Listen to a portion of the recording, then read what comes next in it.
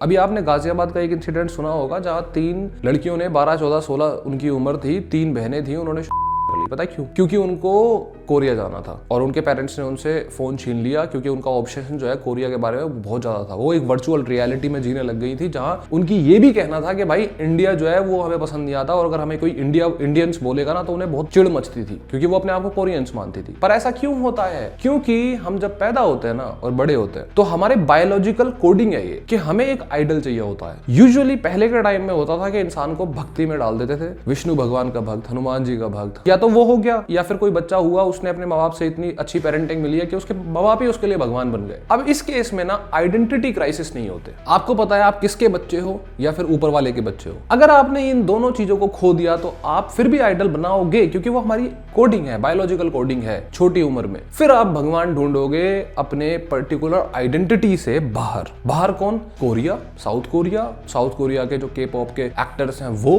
यही तो हुआ उन लड़कियों के साथ।